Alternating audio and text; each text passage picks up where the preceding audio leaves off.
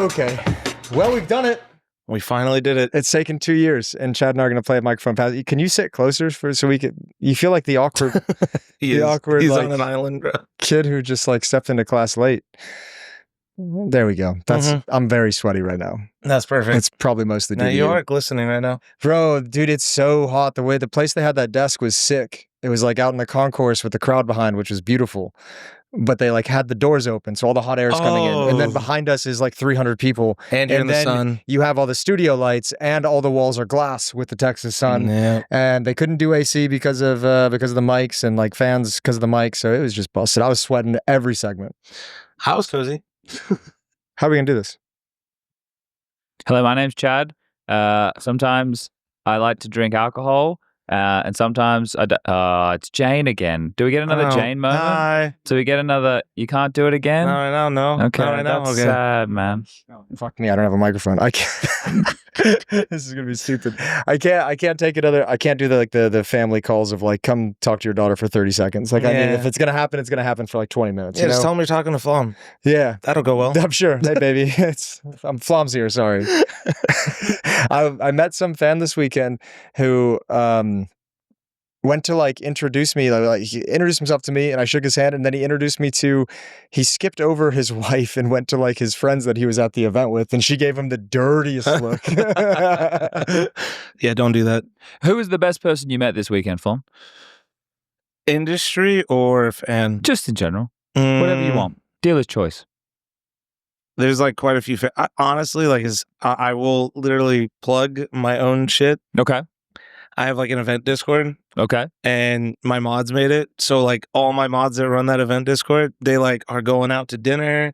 They're like going to parties together. Like and I just see it. It's kind of like getting the hangover, but like in Discord messages, and I just get to see all the crazy shit they were doing all night. So everyone in that Discord is who I would shout out, and then everybody I met. But like the Discord was sick. Like I just get to see people like doing shoeys at like a spirit party. Shouldn't mods be like responsible type of people? What are they doing going out getting on the sauce like that? You know, if you've ever been around my stream, the mods are the least responsible people. The life of the party. All right. Yeah. Jason, anybody that you met that stands out this weekend? Okay. Well, so I moved the table over here. I'm hoping that we can just actually, just push the table. We can actually just make it work with like adults. You know, probably can't. Right. The coolest person I met this weekend.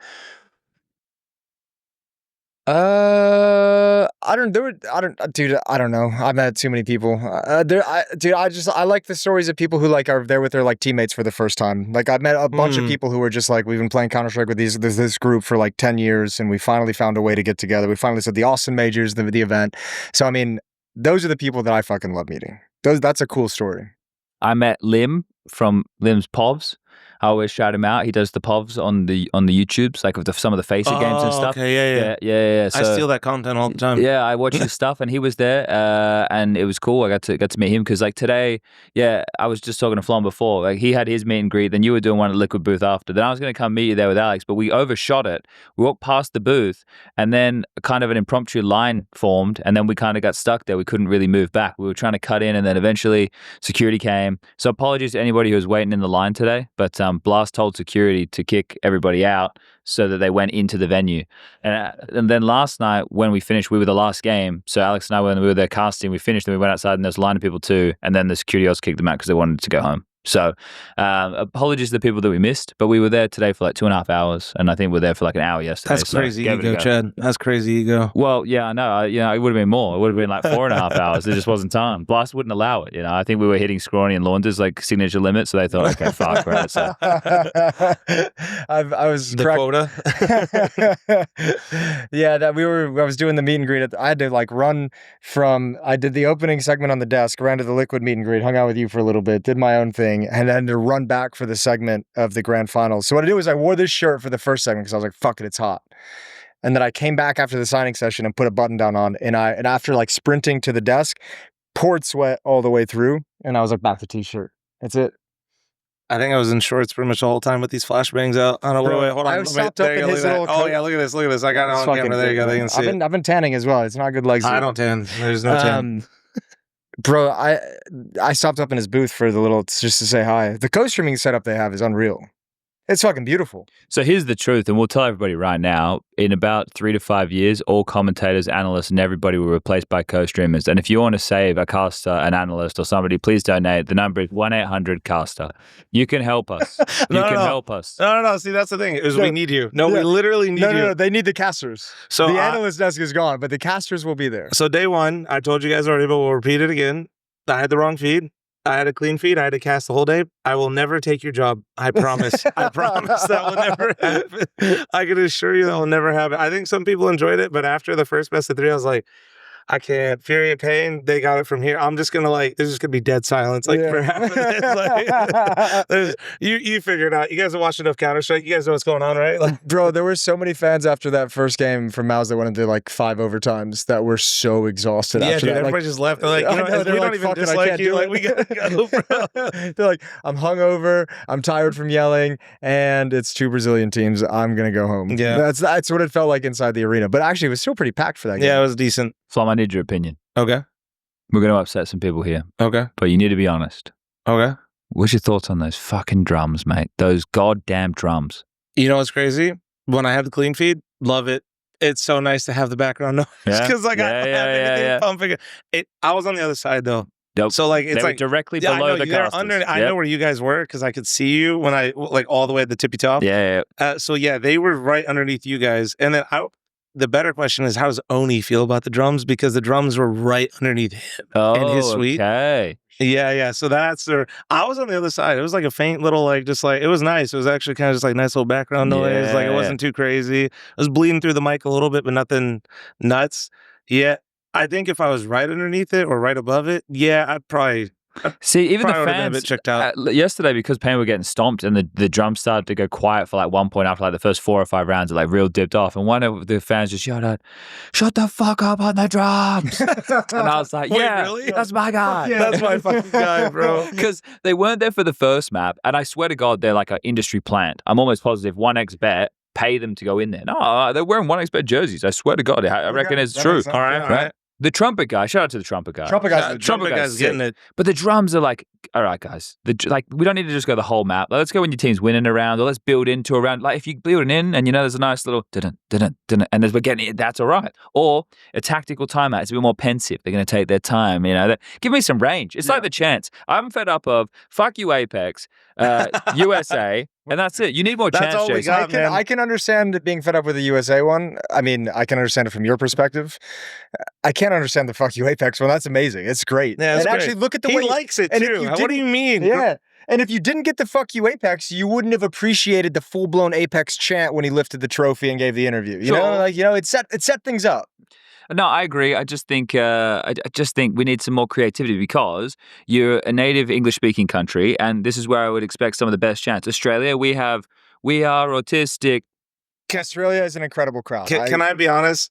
Our sports culture sucks. That's why. We have no. Everything is prefabricated. Everything's go Knights go. That's my hockey team. Go Canes go Bolts go. It's all the same shit. It's just that is we don't really have that same level of history that some of the other games have, or if you go to a soccer game or a football game in Europe, where they have real history with a real team song or stuff like that. No, we have none of that. We have go insert team here, go. And that is it. So that's why we only have USA. Hey, fuck Apex. We have defense. Yeah, go. Yeah, D. And it gets really creative when someone holds a sign of offense.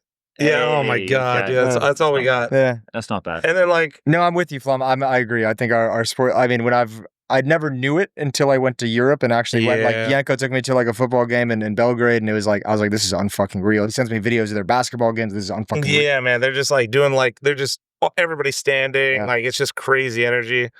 Yeah, our kind of fan base, our sort of sports culture is more $20 beer night, you know? It's here you are in the arena, would you like a $20 Miller Lite tall boy? Yeah. What else happened today? I met some people from New Jersey. We fucking love New Jersey on this podcast, fl0m. Yeah, we're a big New Jersey. We love New Jersey. You're from fucking Michigan. We love Michigan too, but we love New Jersey. Because no one loves New Jersey, but we love New Jersey. Okay, well, have you ever seen the really insane parts of New Jersey though? I live those. No, I've never. What's going on in New Jersey? Fuck, dude, it's like no. New Jersey's like a complete shithole. You smell it before you get there. Whoa. And then and then you get to wait. Before you go down this road, I just want to let you know we have some very large New Jersey fans in this. That's great. They'll tell you the same. Then there's like the upper echelon of New Jersey that is fucking insane and beautiful. But that's a really small percentage of New Jersey. So that's our fans. Yeah. Okay. That's who's watching for sure. Our fans are the top 1%. They should absolutely sponsor this podcast. New Jersey 1%ers. Yeah, and then well, because we don't have any sponsors. We were actually bringing you here today. Do you want to sponsor the podcast, Flom? This is a Talking Counter podcast brought to you by FlOM. Twitch.tv/FlOM, please. Bro, we'll give you a really good deal. So we could do when you're not streaming. We could do an episode a week live on FlOM's channel. I don't know what cut we want. Well, I'm gonna be honest, guys. I saw you set up the audio before this. I don't know if it's gonna work. I'm gonna be honest. Oh no! Moses left this fucking room 2 times to get a different camera, a different audio set. And you know what? They got 2 fucking mics only. They're supposed to have 3, and I set up the fucking audio. No, we have 3 mics. We're missing a cable. A cable again. They know if it's my viewers watching. They know you forgot the cables the first time. You invited a man to a podcast and said, "But you know have no cables." I feel 2 things. 1, this is all your fault. What? If you had been ready to go in the first time we tried to arrange this podcast, none of the follow-ups would have happened. Okay. But 2, what was Don't 2? blame our What was 2? You wanted me to sponsor. I think we're the most authentically esports podcast because if anyone doesn't understand, most esports productions, even the professional ones, are just as much of a shit show as wires running across the hotel room. Yeah, it's basically me on day 2 underneath the PC. Yeah, all right. I'll consider it. We'll have to consider it. How did you enjoy the major overall? It was great. I didn't go to Boston. I was at MLG Columbus, and that was fun enough. Wife is in the background, guys, if you're watching this video. And last event that she was at was MLG Columbus. And so that was like the last major I was at. So it was really nice just to kind of like have that comparison, you know what I mean, in my head. And then also, I've been going to Cologne each year. So seeing how much, it felt like Cologne to me. Like in terms of the size and like the German Counter-Strike sucks. So like, and North American Counter-Strike sucks. So when you have these 2 fan bases where like they know their region sucks and they just have to like pick a side is really nice. Yeah. And so it's great. Like, I'm not even saying this because I'm the NACS fan guy. Like, clearly I am that guy, but I feel like it's always good to host events or majors in places where teams suck. Because they are forced. Oh, that's actually a good point. They are forced to pick a side, and they will always be invested because they know that their team will not be there. That's why Melbourne or Sydney's good. Yeah, exactly. Yeah. We all represent a region that blows. That's great. So, maybe we should just move the Counter-Strike scene to like primarily Sydney and North America. Yeah, if your team sucks, or we'd if your always team's have good, good crowds. Yeah, if your team's good, we should not host an event there. Like we are not going back to France. There's no way. Nah, no way. Nope. No. No, we can't go. No France. No, we can't do Mongolia anymore. No, either, absolutely not. Mongolia's out. Sorry, guys. You guys look like those. You deserve one, but we can't do it. It's not personal. We've noticed a trend here. We're getting ahead of this. We've come to Brazil, but we can't take the drums. So the drums are out. No, but yeah. I mean, the event was great. It's just cool. Also, like I forgot how big the game is. Like that was. Going to Dallas, it's like an NACS event where like the major, I'm going around Austin and I know that people are here for the major, which is, you don't get that at Dallas, right? Yeah. Like you're at the Omni, everybody's at the hotel and they're just like staying, everybody, it's like in one little spot. No.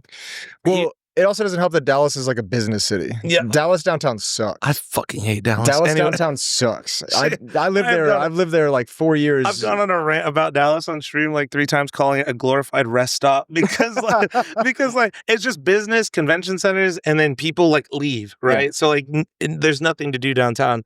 But like coming here, wife and I went to dinner and we're sitting there.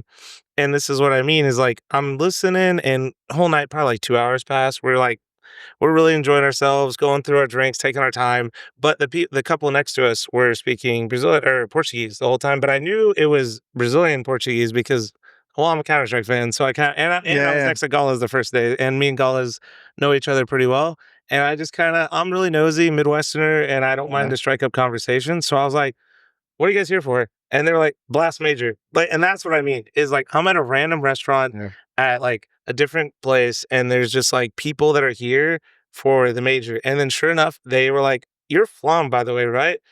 We've been sitting next to each other for 2.5 hours. And then they're like, yeah, we run like production for Galez. And like, we like know exactly what we saw him again today. But the major is different in the sense that like it encapsulates like a whole city. You know what I mean? Yeah. And that's cool. That's like that's a feeling as an NACS fan you never get. Like you're at Dallas and it's just like, yeah, we're at the hotel. But I think like that feeling right there that you're looking at with Austin, I think when I saw the Mongolz support in their home country today, when those fans were filling out hockey arenas or like outside watching at Ulaanbaatar, and it's like that for them is like between 2 and 5 a.m. in the morning. They're all there on a Monday morning, right? Because it's Sunday evening for us now, and that sheer level of people, is like that feeling you're talking about with this city. That's the thing that's just like, oh shit, like this really is fucking the big leagues. Like it's real. That's so crazy that so many people in Mongolia are there like supporting that team. It's fucking awesome. Yeah. I think we did. I think it was Jacob that did the math, so I'm not gonna like stand by it or anything. But he said basically by viewership, because like Mongolia hit like a record of live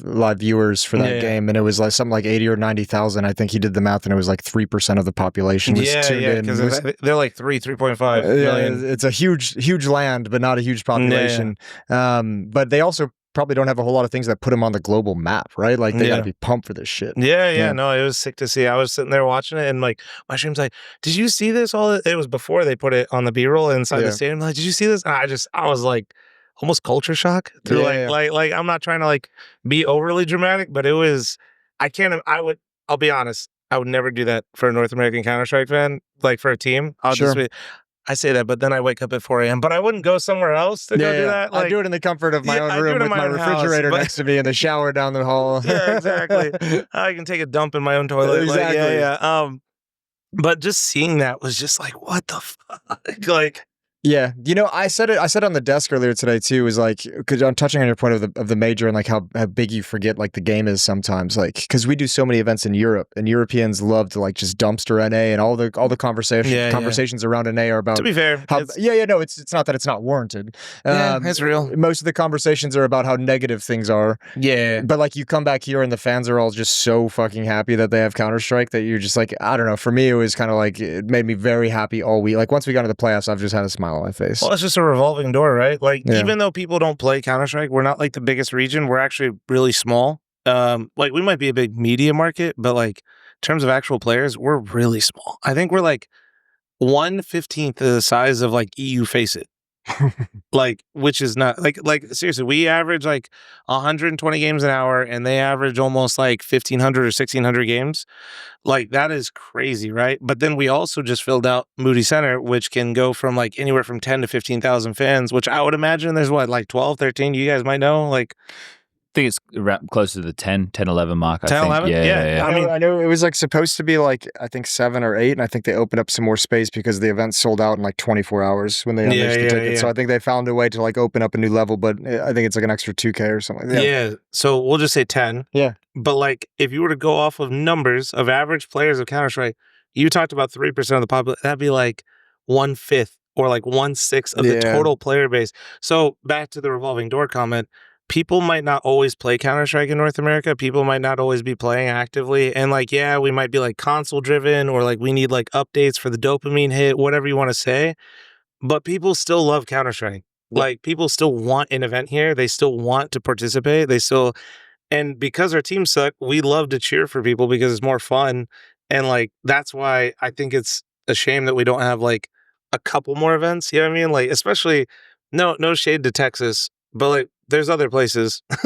Like doing Dallas, Austin, Dallas is like. Yeah, I think the sad thing is with a couple of them in the past, and I would love to give New York another try. It's just too expensive. But when we did the Barclays Center before, New York, no, there's no way New York can happen. I'm not delusional. Chicago But- was too much as well. Yeah. But I think it was cool to go there, and it would be nice, like if we could stick to, if it was a major, then yeah, it'd be great in New York, right? I think the other one that we did some smaller events was obviously LA, like, but they were smaller events. Like that Blast one was a tiny one. Yeah. The other one that was unfortunate because of the way that the old system used to be was when Vegas was being done by DreamHack, but then the Atlanta major was happening, and it just completely fucked the attendance of the Vegas event. I was there and I lived there, and that was also, if I remember right, I think that event wasn't supposed to even be in Vegas. If my memory serves right, I think it had a different location, and then Vegas became like the. I think my memory could be wrong. Yeah, but no, and then they did center stage. Oh my god, that shit happens all the time. But all I know is they got that whole like arena inside the casino for free. Yeah, because the casino thought it was going to be a big draw. Yeah, and then they did center stage shit too. Yeah, and they actually made every bad decision for the amount of people that showed up. I know, and like back then, I was just like happy to be there, but like, and then I got there, I was like, oh fuck. Yeah, we did the same thing. Yeah, it's like I don't want to go into that arena and see how empty it is anymore. Well, knock on wood.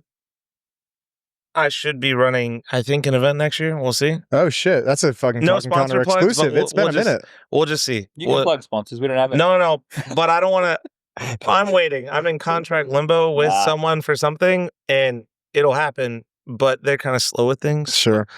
So next year, hopefully next year, okay. And it'll be in Vegas. I'm hoping should be. If everything happens, it'll be. Blah blah blah blah blah blah inside. Hopefully the Luxor Arena, esports arena for like a little regional. Like yeah. So hopefully we can start doing more stuff like that. The world is healing. Yeah, and then we'll get like Philadelphia going. It should be good. So boys, just like looking at the event overall today, not detracting from fl0m's event next year, but we don't have to get super nitty gritty. But I'm happy that we got this result. I know that the crowd would have enjoyed the underdog winning today, but I was always thinking it was going to be a Vitality victory. I obviously would have liked a more exciting bracket. I don't really want to get into the weeds about the format, but I think the Vitality story getting this cap is nice, because if they lost, then we go into next season like, well, what did the whole season really mean? It meant nothing. So it's cool that they won. I'm glad that Zywoo with this another MVP, and we got a new major champion. It's the one we all expected, and that's probably why it seems a bit because it was the one we all expected. Do you think the energy was there for this? I mean, the energy was there in terms of the crowd. I think, the Mongolz winning map 1 was crazy. I think the problem of why it feels so flat is because it felt like if remember this whole was like, it felt billed to be like a Falcons run to the finals. It felt billed like, I don't know, it felt like there should be more of a battle to get there. Yeah, like a rematch of Falcons Vitality. But then I'm with you, like one side of the bracket just felt flat. Felt like there was like 1 to 2 options that could go through. And the other side of the bracket was like a little bit of a gauntlet, but even those matches didn't always deliver. Like Mouz's Spirit was great. It was the only good series. It was really like the only incredible series we had in the playoffs.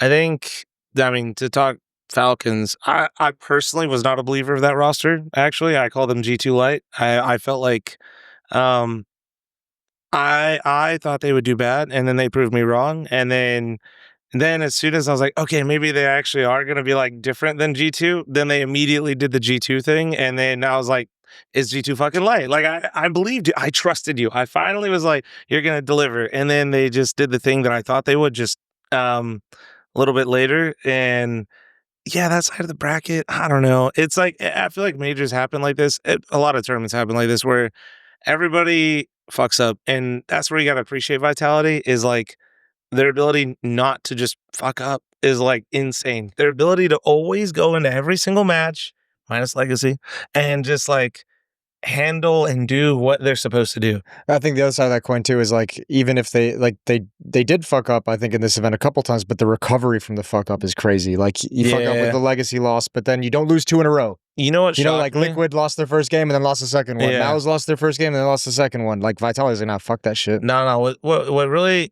When I was like, they're winning, and I knew it in my head, I wouldn't say it on stream because like that's kind of boring. And then like people are just like, don't say that. When Apex talked about losing the first map or the second map, I think to Mouz was the second map too. Yep, if I remember right. Inferno. Yeah. They got torched, and he was just like talking about most teams are always like, yeah, we wanted to like win some rounds and like feel better about ourselves. And he was just like, nah, we just talked about map 3. Like I was like, oh shit, like they actually can just do that. Yeah. That's so rare. Like the ability to be like, no, we actually are going to lose this map, and that's okay. Yeah. Like it's totally fine, and they all know it. Like they all know it's fine to lose a singular map, and it's not a big deal. And you can look at that, and then look at Mongolz today, right? Look at the finals. Mongolz wins map 1, and then they get torch map 2, and you could just tell because of that they were out. Map 3, they were checked out. I actually think Mongolz blowing them out on map 1 was the worst thing that could have happened for the Mongols. Yeah, like if they had won a close map 1, you could still stay focused. But if you just steamrolled them like that, I think the emotions for an inexperienced team probably just skyrocket and go out of control. And that's just like where Vitality's so different. Like they just have so much composure in every single situation that they always have the right answer, and they don't fake it. They're not like, we got to do this or this or this. They literally just all know what Apex is saying is right. Like, oh yeah, just get ready for map 3, guys. Like, all good. Like, this is fine. Yeah. Just get ready for map 3. And they all know it and believe it. Yeah, I think the thing with Vitality is they're the full package, right? That's what makes them so dominant over the season. The way that they manage their events, the way that each component of the team is able to deliver. Like, all of them had moments. Mezzy had moments, fl0m had moments, Rops had moments, Zoe had moments, Apex had moments, everybody, right? So they all contribute. They all play high level. They'll have a really good understanding of their map. The thing is, it was good that they got the win on Inferno there at the end, because the last 2 Infernos they played, they had got fucking owned, right? So like that was, and the fact that they even left it in the veto, they could have been quite scared. They could have been like, oh shit, maybe we don't want to have Inferno in there. So it's good they didn't back down from that. So yeah, I thought like overall, this is the story for me, which I like because it's the one that is backed up by merit, right? It's what we saw. Yeah. Right? I mean, it's what you said. It backed up what we saw all year. It confirmed what we all knew, which is Vitality is the best team. They went through the harder side of the bracket. And yeah, the other side of the bracket was weak, but it's because it was weak because of the same thing that makes Vitality so good is they literally don't mess up. Sure. They don't do the Falcons. They don't do G2 when they were G2, and like they don't underperform like ever. Yeah, I think it was fun that Mongolz took a map because it made the whole thing seem like it was doable after the first map. It was like, oh, Mongolz could actually win, right? Whereas coming into it, I was like, Mongolz can't win. Like they can put up a fight, but you're just hoping for map 3, yeah, right? But I wanted, like, for me, from being that the very first time the Mongolz were like on the screens was when they played against my boys of like Renegades back, or maybe we were Vox, we were Renegades, and we lost them. Yeah, we lost them. We were. How does he always mention this, by the way? Me? No, him. It's the only thing I got to talk about, Go on. No, go on. I just like the Taiwan story. Go on. But anyway, we lost it. So we had already both qualified for the major at that minor event or whatever it was. And then they beat us in the final and they got more prize money. And then I remember seeing them at the next event that we went to, and they all rock up like all like blinged out. They got like chains on and stuff, you know, and it's like, it's fucking sick. And that's like, Mara was still there then. Obviously, it's a completely different roster to what it is now, but it's great to see the evolution and the fact that I don't say that what the team was then had anything to do with how the team is now, but it definitely helped lay some foundation, and they've actually built on it. Whereas you look at like Australian Counter-Strike, 2019 was their ever best result. That was the semi-final, and they had to have a European in there with Jacob, and who else was the Jacob, JKS, Azur. Oh, and a European coach of Qatar. Was it Liaz?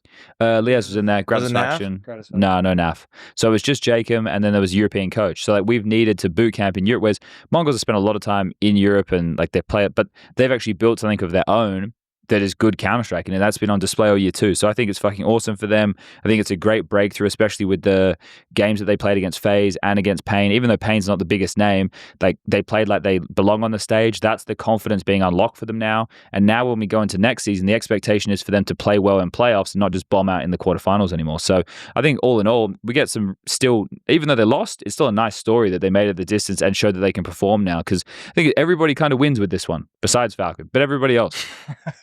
And besides Liquid.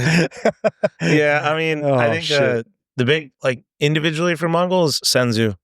Yeah. That was this major. If you want to take like one storyline for me for Mongolz, Senzu. Like his transformation, he was basically becoming Mongolian Stalvin for a second there, and it was not good. It was not good. That is not what you want to be compared to ever. And then he's now, I think when he finished, he's like still top 5. Yeah. For the whole event. Yeah. Which is crazy. He had that record-breaking game against G2, which is mental. Yeah, 36 kills in regulation. He was doing some crazy shit from that elbow. Incredible game from Senzu. They just went cat every round. They're just like, listen, Senzu, you're just gonna be like at elbow with an AK, and you're just gonna kill 4. And they're going to try to retake. We're going to be down, and you just win. Yeah, just keep killing him. That's fine. It was crazy. Yeah, and it was good to see him replicate. I mean, obviously you can't replicate the 36 kills in the record breaking, but it was cool seeing him do it on stage because that was like the biggest thing. Yep. Like when I looked at some of like the stats too. In all the series they played against Vitality, Senzu was like their worst or second worst player statistically. Like he was just getting dumpstered by these guys. 100%. So it was cool seeing him having like some fight in the finals and different points. Obviously the first map was great,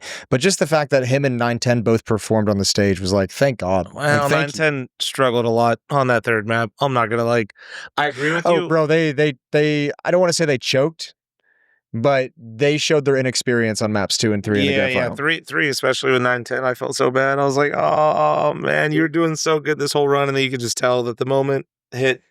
Dude, the round where we were watching this together. The round where they're in like a 2-on-2 at the A bomb site, and 910 had 0 kills, and he was scoped up with an AWP. He was like 0 and 8 or something. Guy? Yeah, well, like he just like actually like crouched all the way from like A bomb site into graveyard, and then came back into the bomb site, and it was like, bro, you're just fucking lost. Yeah. And like I get it, you know, like we've all been there. We've all been in those games where like emotionally or like your mind is just taken away. Kenny S on land during the Kenny S. Yeah, I've been there. Yeah, it's a weird feeling to describe, isn't it? When like you recognize that you're like emotionally removed from a game. Like I don't know how to describe it. You're to like people, watching yourself play and wondering what you're doing. Yeah, but like you can't stop yourself. It's like a dream almost. Yeah. Like, stop that shit. And you're like, oh fuck, I can't. But I was sitting there watching that. I was like, this dude's got some fucking balls for someone with 0 kills to just be crouching out in the open like this. So I think at some point they just kind of lost the sense and the focus that they could actually do it, which is why I thought the first map being such a dominant stomp for them, was like probably what helped get them to that point. Like the feeling of elation, the excitement of destroying them like that much in the grand final probably just took them out of the focus. Yeah, I think I'm just glad we got 3 maps. But yeah, I do think that the crowd also, you know, you were mentioning this earlier and I wanted to say like the crowd today was a little bit quieter because they wanted Mongolz to do well, but also the games were pretty one-sided each way. So it's really hard. Like I don't care what crowd is there. 13 5s, nobody is going to be going crazy. Like the only exception that is like a FaZe game with like a Liege with a round. Or it's a 13-5 where the rounds that are being won or lost are coming down to clutches every time, right? Like the scoreline could be dominant, but if the actual action in the game is like still, oh shit, we don't know which way this one's going. Oh, they've won another one, right? That can still be exciting. But yeah, overall, there's pretty one-sided games. Like yesterday, was it 5-0 up for Pain on Mirage, and then they ended up losing 13 rounds straight to lose that first. But that was kind of exciting because people were going for Mongolz. So that was, you know, that's where you got the win there. With the FaZe game, FaZe didn't even look like they were in it against the Mongolz. Like everything they did felt so labored and sluggish, and there wasn't the energy. The only moment was the Elise clutch, and then you were like, and then that was right at halftime. So then, like, I don't know if that played a part, but then Mongolz immediately winning the pistol round after basically was just like vacuum to all of that. So it was just like, actually, you ain't doing shit. Like it was like, so that sucked. Like having FaZe Mongolz, it was like, oh man, they got the easier side of the bracket. Maybe they could do it. But then also it's like for the NA crowd specifically, those are the 2 most popular teams actually for the crowd. I mean, you guys were Dallas. You guys know Mongolz was going to be for sure the team, even if they knocked out FaZe. They were still going to be the team that everybody went for because the crowd likes to fuck with Apex and banter with Apex. Na'Vi has a presence, but like they were probably going to lose the Vitality. The Mouz team to go with the Zoomers, they don't have aura, but like the real reason is like the one team. It's not wrong, but like it's because the one player that like had a cool story that I think for people to get behind was Shuei, because Shuei wasn't with the team, performed well, then came back, then they started doing well, but then they got rid of him. So I don't blame Mouz necessarily, especially with the success that they had. It's hard to like argue with them, but in terms of crowd perspective, that is like a storyline that isn't really compelling, right? And then you had, who was it? Spirit, which I think people love watching Donk play. So Mouz taking out Spirit.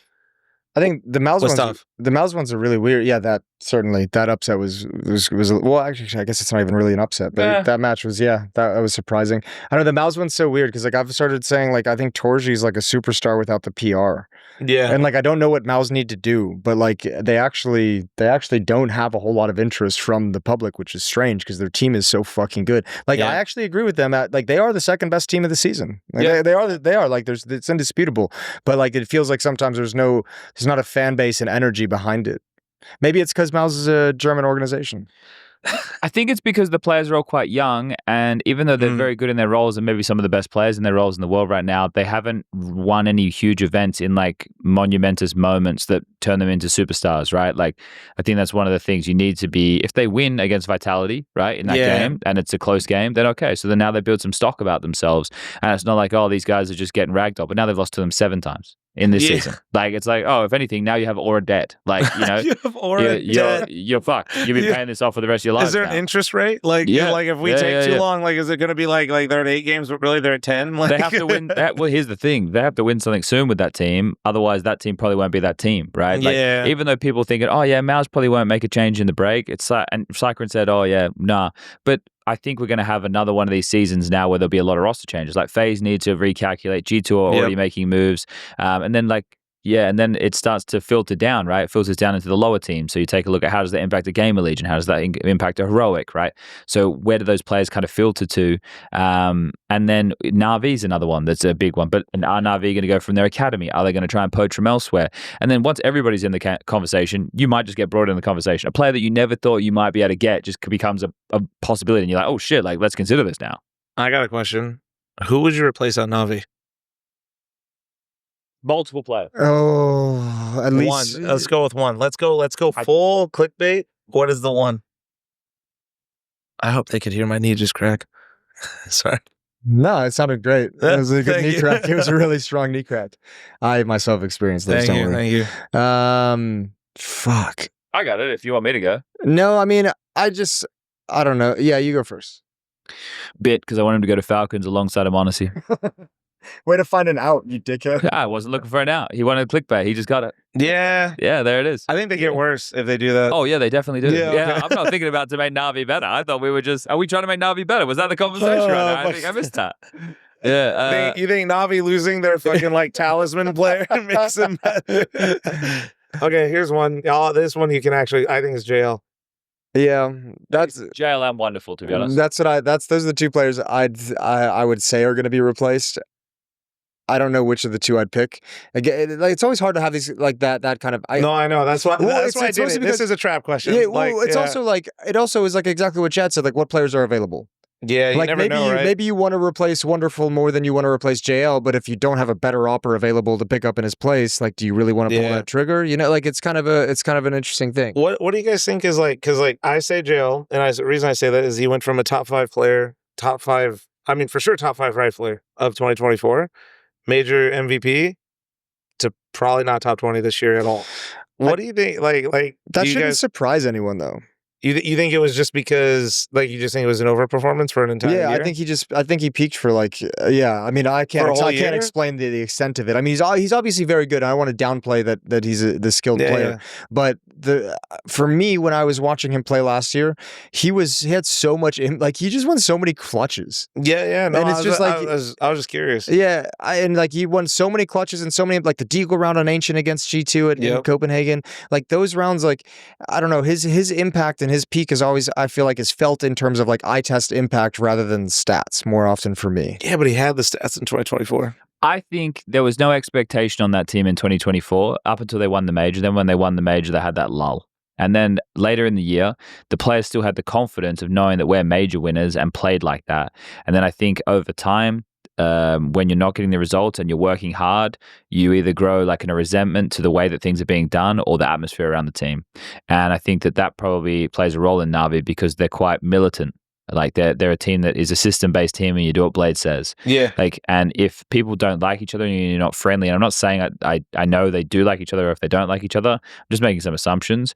You need like a team bond there to work. And that's what I think makes Vitality the strongest team in the world right now. Obviously there are results, but the fact that you have an Apex and a fl0m who are the personality types that you would love to be in a team with, and you don't need 5 people like them. You just need a couple of people like them, because then you have Mezzy, who's a good bloke, you know, Rops, who likes to be a troll, Zoe, who's got a bit of a cheeky smile, but you have the people who are more domineering with their personalities as an Apex and as a fl0m.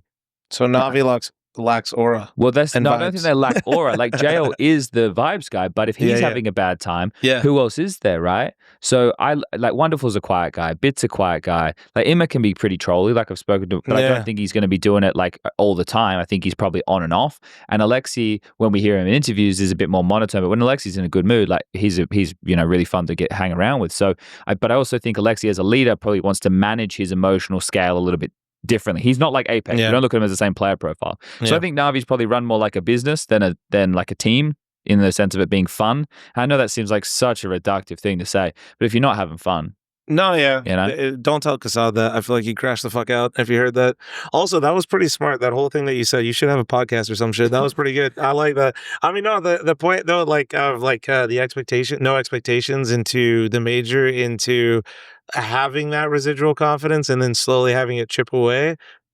I've never even considered that. That's why I was actually like, I was listening. I was really listening. That was nice. I like that. that's was why Jason pays me the big bucks. Yeah. well. He definitely doesn't pay you for audio. In an attempt to stand up and match his contribution, I would say one other thing that I think Navi's going through right now is like after a year of 2024 Team of the Year, all that success, all those finals, all the trophies, blah, blah, blah.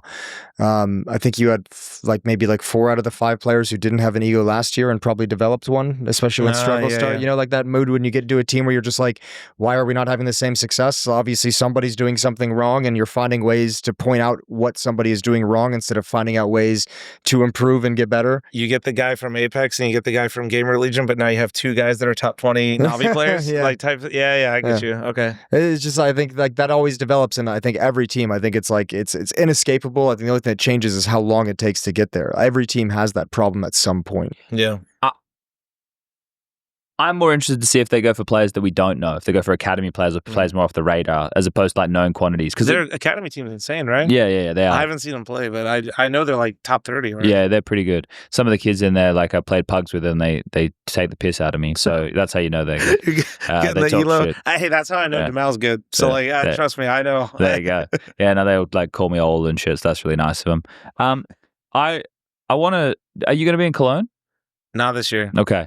Well, Jason, because fl0m, you don't. We're going to have all the XLR cables. No, we're not. Yeah, no, I don't know. I don't know if I can trust you. This isn't that. Just thought maybe you would want to be there as a referee or a viewer.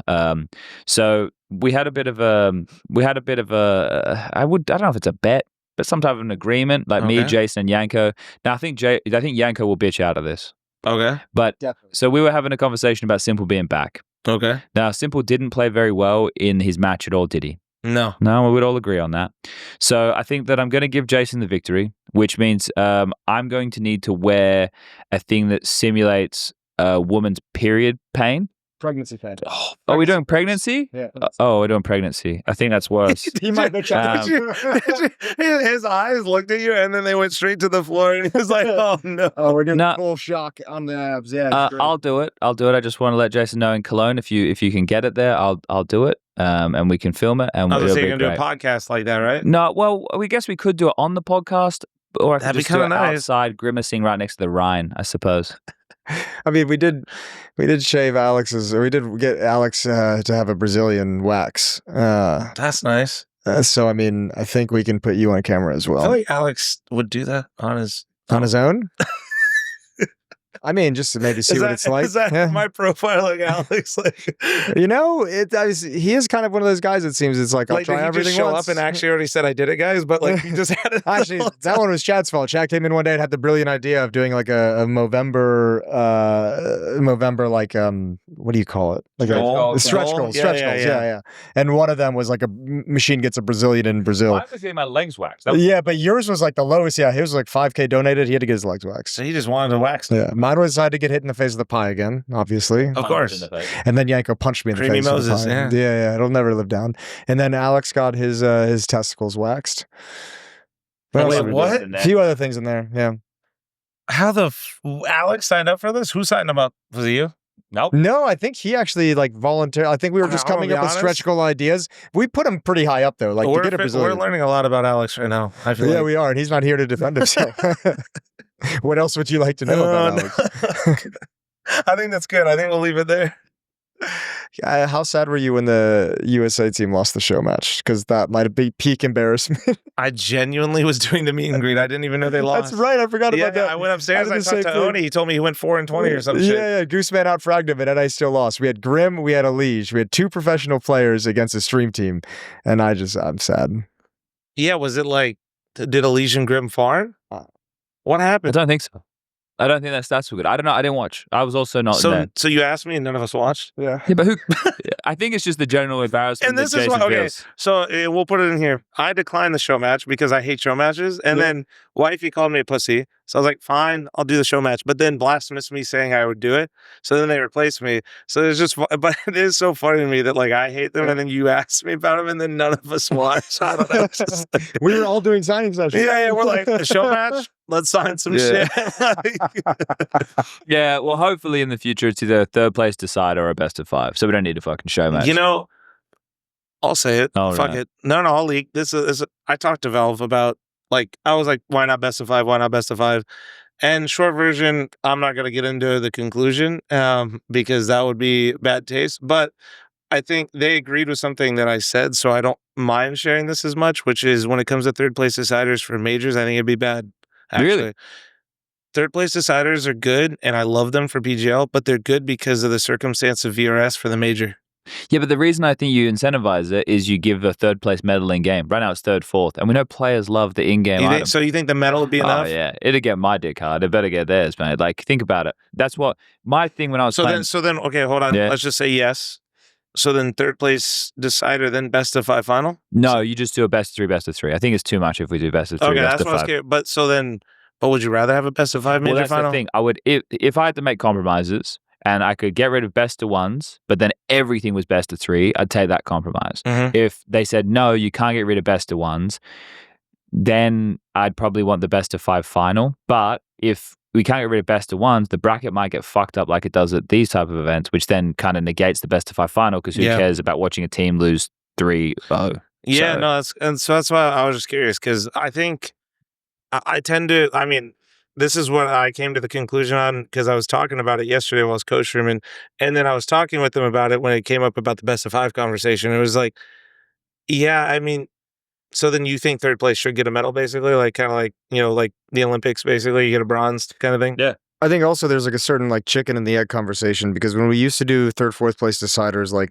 pre everything like Everyone years and years ago, everyone was hungover. No one Yeah. gave a fuck. Yeah, The players exactly. like That's what- literally yeah. didn't care. But it won't be like that now. So, Well, but no, yeah. But the difference is, don't but I think the point is like chicken versus egg. Like, do we do the 3rd, 4th place decider and make something that incentivizes the players to care, or do the players have to care for us to say we're going to give you some cool shit? You know, like which way do you want to go about it?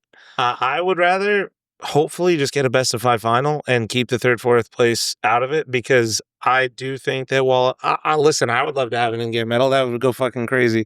But I don't know if I agree that it would be enough. I don't know. I don't know if it would like to really care.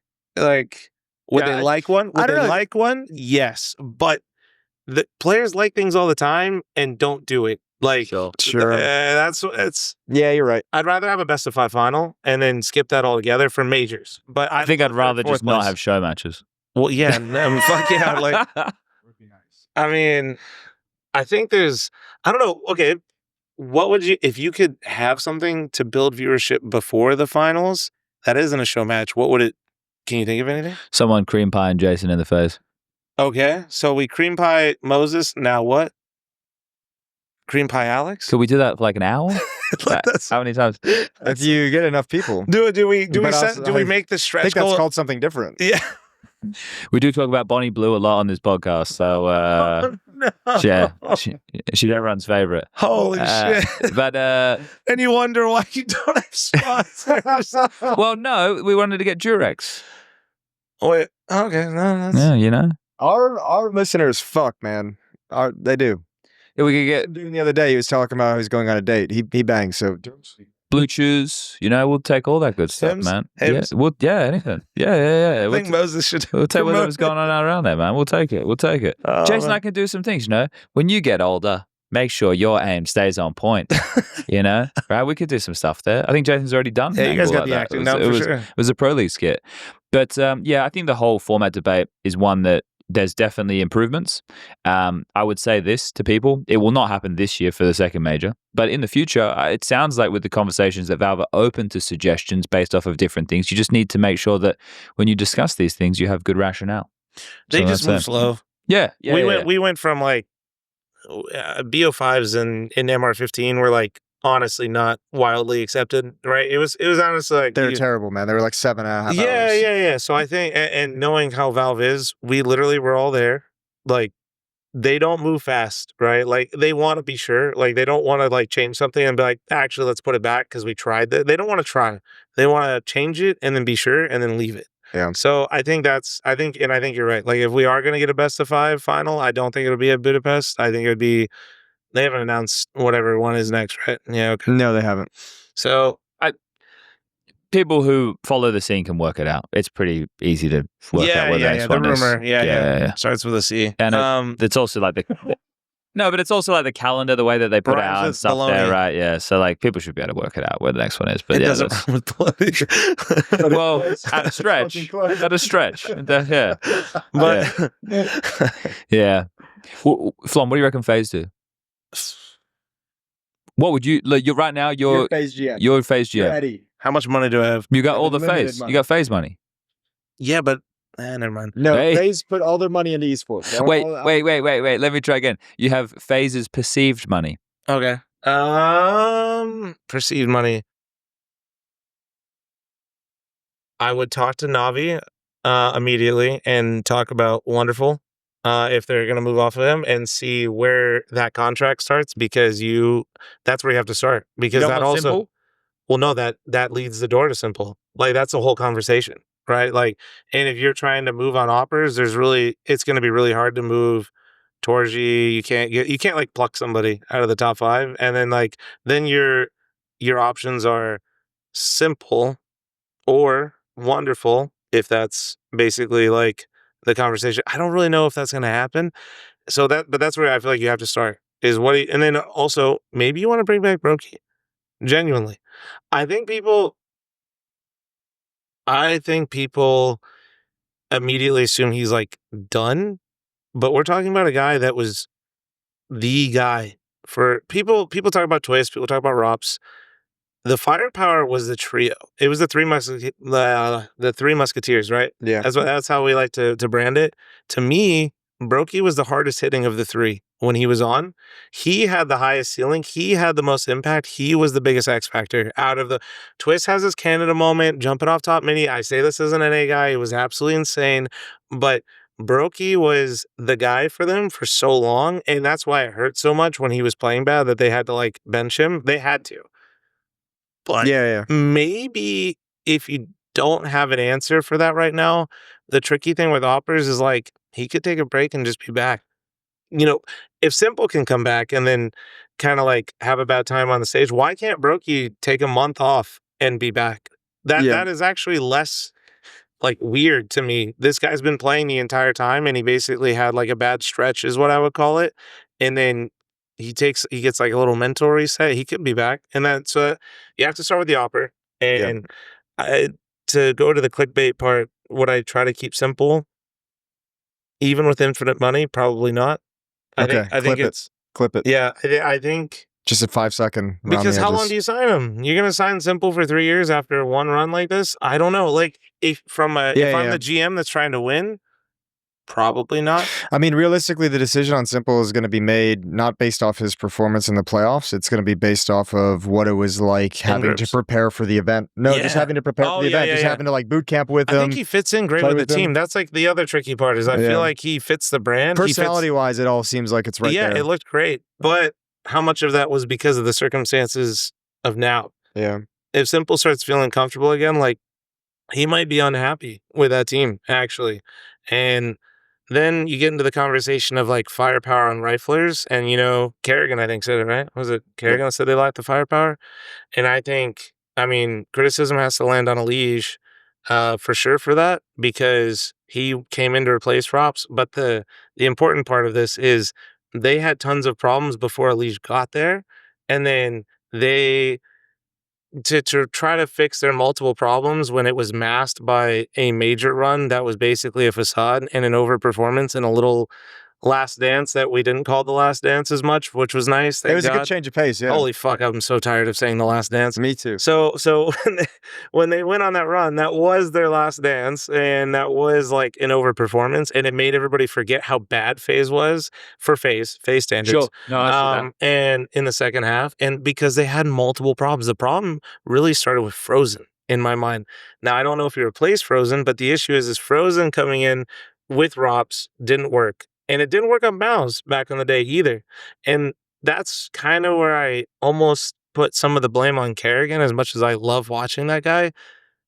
It didn't really work on Mouz. Why did we try this again? I think that the based take here is that they're both a bit too baity, but people hear that and they go, "Oh, you're calling them baitas." It's just their player profiles don't want to be the guy to take the initial risk. They're not the space graders. They will take a calculated risk, but they're not willing to do a fl0m, right? No, and that's the thing. But that's what Rain was for. This is why I have the criticism with the way that things have changed since Elige's come in, because Elige wants to make the space, but Elige is, in my opinion, not the same big game player as a FaZe profile player. That doesn't mean that Elige hasn't played big games well. He definitely has. It's just he's not the type of guy I expect to walk into a club, with his dick out. Whereas the rest of the FaZe guys, that, I agree. that's what I would say. Well, and that's why it's confusing. Not like a weird Bobby Lee way, but in in a cool way. So then why isn't Rain doing it more? Is it because of Elige or is it because of Kerrigan? I don't know. The positions he plays now are all anchor spots, so he's kind of had that taken away from him. But anchors could still be entries on T side, true entries, right? So I'm wondering.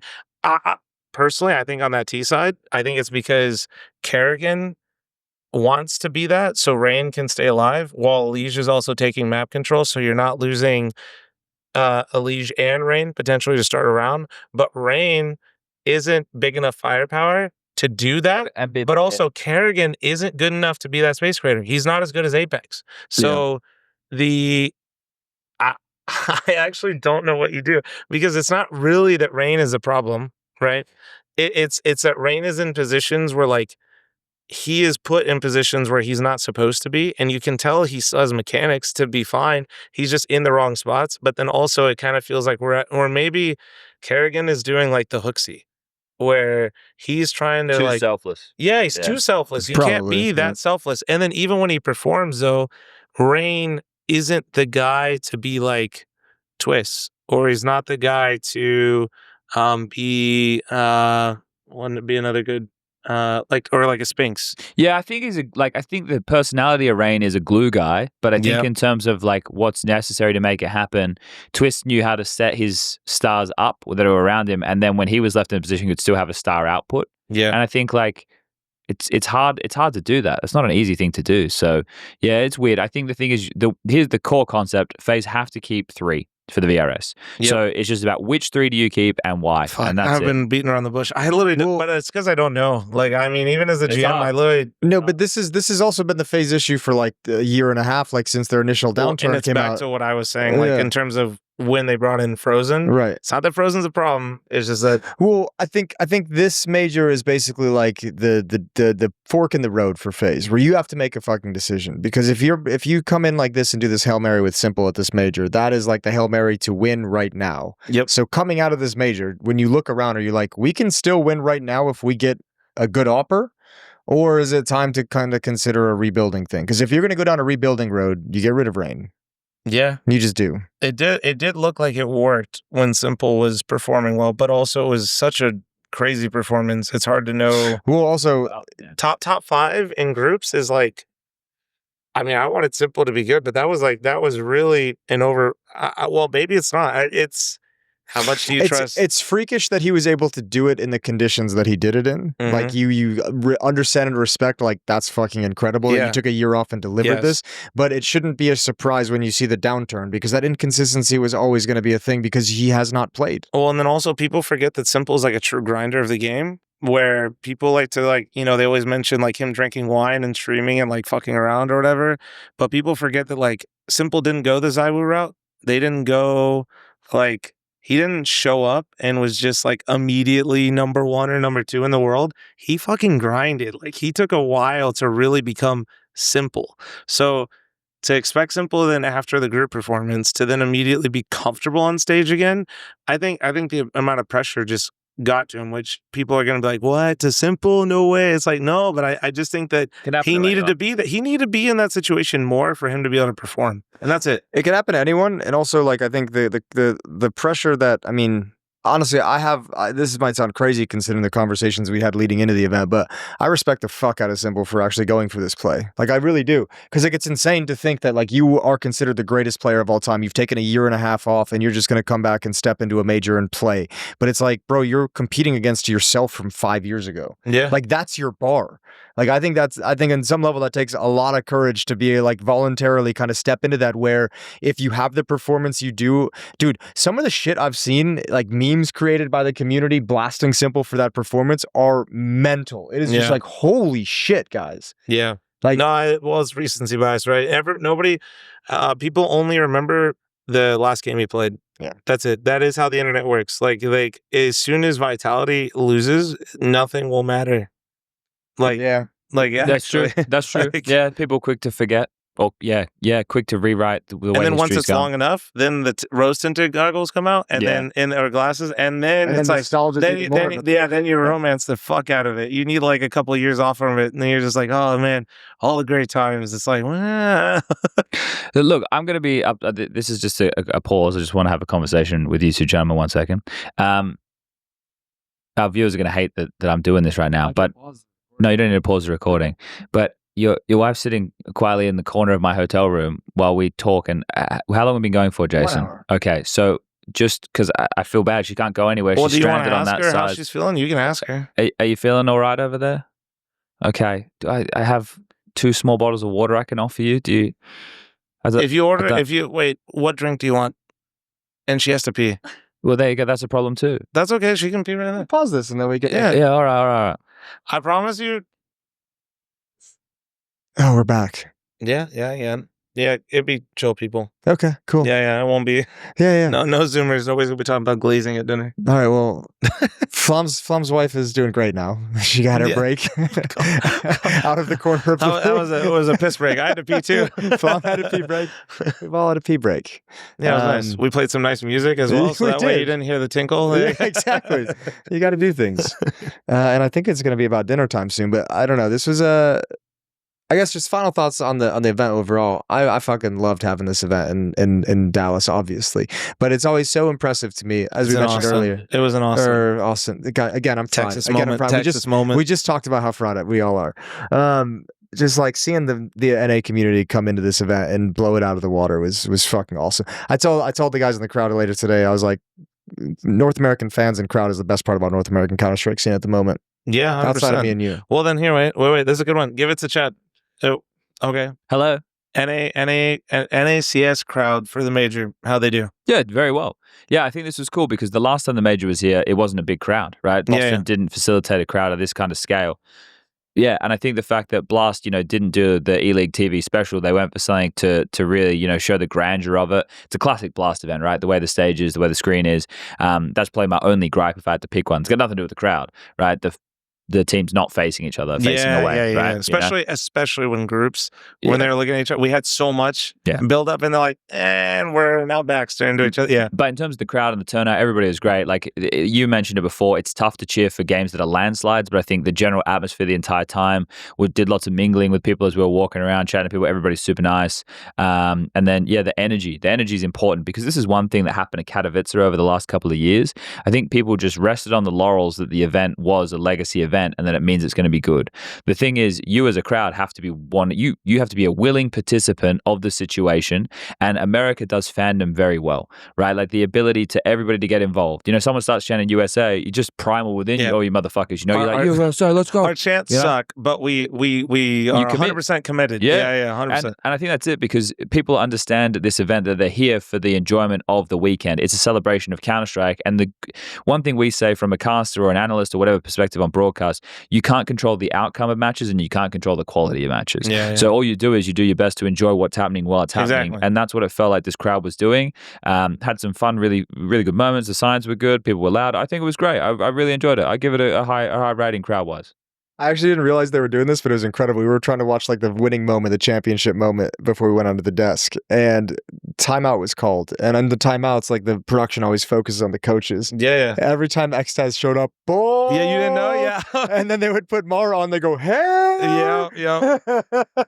I was fucking dying. I was like, I've been with this all weekend and I just never found out. It was great, man. They were fun. They were great. because you're bald. You couldn't hear it. I know. I can appreciate it too. Out. You know what I mean? Like, I don't know what they're talking. No, but you know what? I loved Xtaz went on the stage and similar to Apex was like, fuck, you can. He loved it. You know what I mean? Like he knew. Well, maybe he didn't love it. Maybe I shouldn't say that. I think it's alopecia. Yeah, he does. He has alopecia, I think. But oh yeah, I forgot about that. But sorry. He understood. I think he understood it was banter, which is good. And I appreciate that. Even though they get booed and like the crowd gives them shit, I think they know, and like that's the part that people, if you're not here, don't understand. But like, is the best part about it is everybody knows everybody's here to have a good time. Yeah, like that's it. Yeah, and for how much everybody's got to fucking spend to travel in the U.S. and to be here, you better have a goddamn good time. Like, you gotta make it worth it. Yeah, you spent a lot of money in there, so don't blow it. Yeah, don't make this a miserable. Like, yeah, for sure. All right. Anything else? You good? I'm hungry. I'm good. Let's go get some steaks. Yeah, I can always eat. Look at me. Hey, we did it. We got it fucking done. We did it. 3 years. It took us. 2 cables. 2 years. 3 XLR cables. 1 microphone. 1 webcam that didn't work.